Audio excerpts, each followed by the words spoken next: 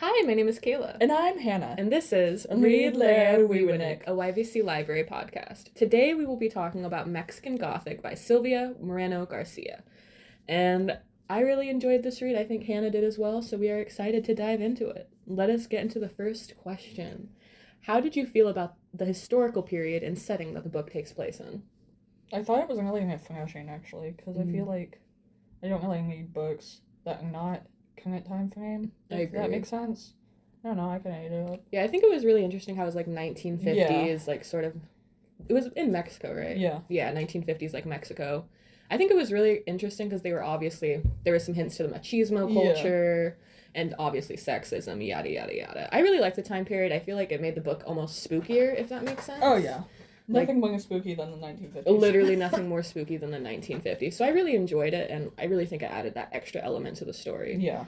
Plus, this book was already kind of crazy to begin with. Oh, so absolutely. Why not a crazy haunted house? You know what I mean? All right. What did you think about our main character, Naomi, or Nomi? I might be mispronouncing it. If I am, we apologize. I think it's Naomi. I think it's Naomi, yeah. I liked her. She was something. She was, I want to say, girl boss. Yeah. I loved her. I loved her energy. I loved her attitude. And I just overall think she was a great main character, and I would definitely read more books with her in it. Yeah, but I don't know if they could, branch off. Yeah. But we'll get into that later. Yeah, I feel like, yeah. But yeah, no, loved her. She was a legend. Hats off to you, Naomi. Who is your favorite character, and why? Didn't I say Naomi? Oh, a little flavor text there. Why is she your favorite character?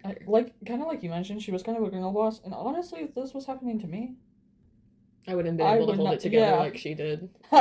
She was so brave for dealing with all that. I have to be honest with you guys. If you read this book, you know exactly what we're talking about.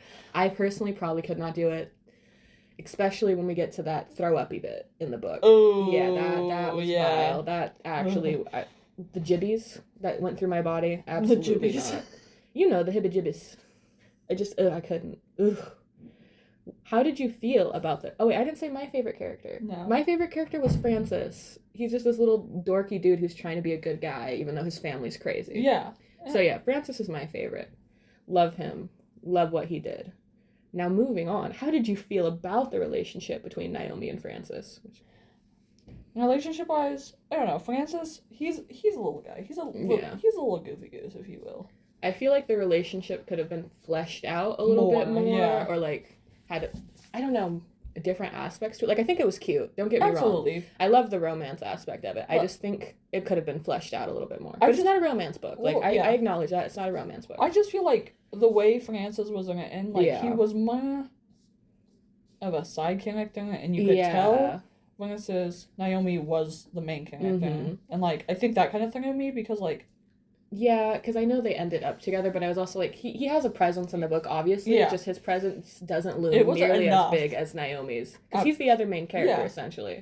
Allegedly. But he doesn't feel he didn't have that same main character vibe, or, even, detail, really. Yeah, I feel Not to say I give this book 5 stars, by the way. We're just talking about the relationship. I just feel like Francis, in light of Naomi, just didn't he dims. Yeah. And that's okay. Naomi's great. She, like I said, she got that stuff done. Could not do it myself. Personally, would probably go crazy. I'd end up like her cousin. I would be the one writing letters. Naomi, please come save me. Please, I beggeth of you. Literally. What did you think about the ending, and do you wish it had been different? I want to hear what you have to say. You want to hear what I have to say? I have to say I did like the ending. I'm glad that the 3 of them that deserved to get out got out.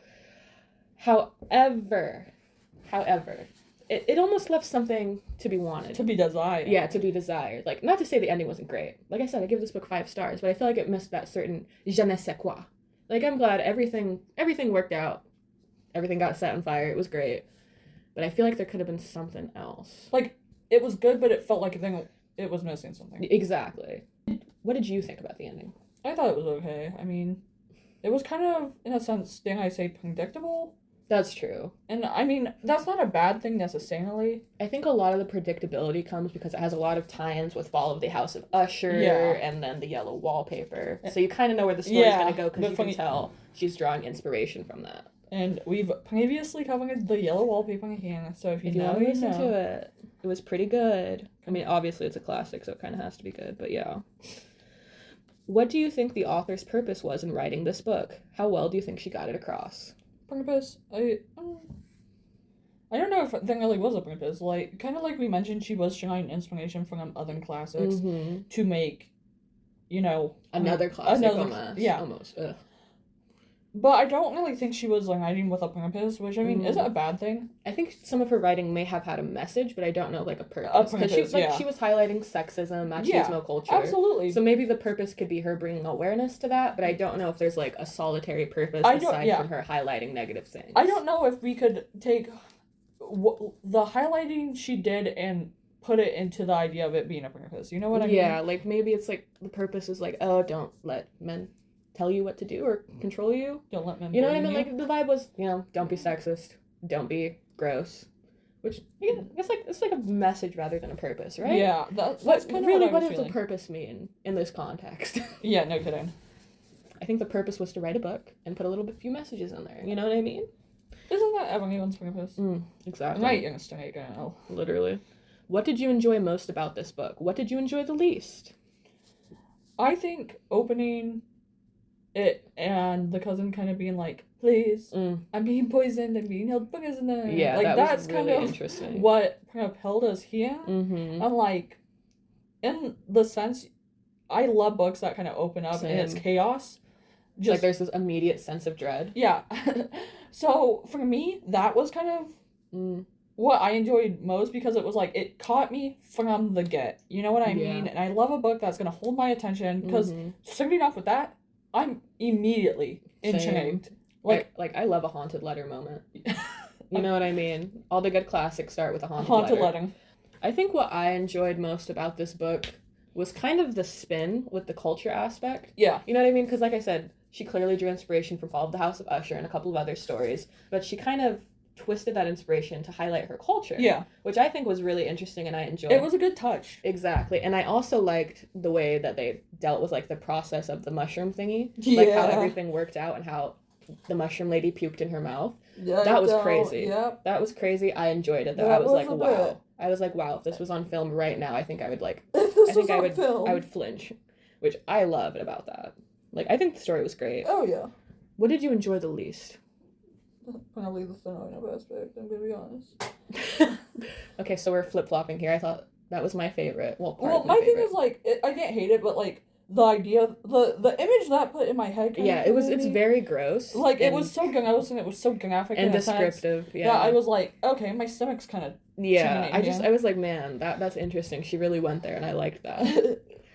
I think what I enjoyed the least, and this isn't about the story itself, honestly, it's about the old man character, the one that's the 200-year-old mushroom god. He was a creep. He was gross.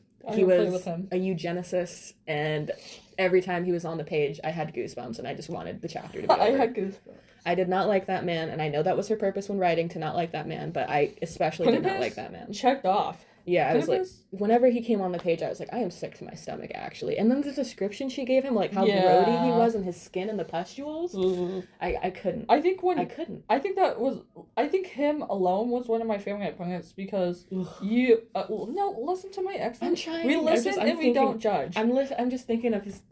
Anyways, continue. You mentioned him, and I was that's why I need to read this book. Because you mentioned that scene alone, and I was what's going on here? Let me dip my little toes in. Oof. It's just the vision alone. I could see that grody old mushroom man in my head, and I don't want to be within 1,000 feet of him. And I'm glad he's dead. Yeah, he's a fictional character, and he was evil, and I'm glad he's dead. Would you read a sequel to this story? And if so, would you prefer it to feature Naomi and Francis, or would you prefer a story in the same world with new characters? Same world, new characters. I feel like Naomi and Francis is funny. They could be side characters. Yeah. And maybe a new book. Because there's series that do that. They'll still stay on the world. They'll branch off. Yeah, and they'll make references to an old couple, but. Yeah. I don't know. I feel there's really not anything more for Naomi and Francis unless she maybe goes into romance genre with them. Yeah, or maybe they're somewhere and another crazy thing happens and they're well, we've dealt with the thing, but again, I feel it's not really... It's the Nickel thing. Yeah, I think their story personally is over. I agree with you. The same world would be great with new characters, I think. Because it is an interesting world. And it seems there's so much she could build off of it. Like, it doesn't have to be, you know, a Mexican Gothic 2.0 kind of situation. Exactly. But the world she built just seems so cuckoo bananas. Yeah. That, like, I'm sure she'd find something. I think she could definitely, like, introduce, like, maybe, like, cultural, mythical monsters from, like, obviously from her Mexican culture. I think that would be really interesting, like, the next couple, they're in, like, a town or something, and then, like, this cryptid monster beast is eating livestock. Yeah. Like, I think that would be interesting. I think that'd be fun. Because there's a lot of things you can do with that world, and then, what's it called? I can't think of it, but cryptids as a whole, there's a lot of cross cultures, and I think she could have a lot of books just based in that world.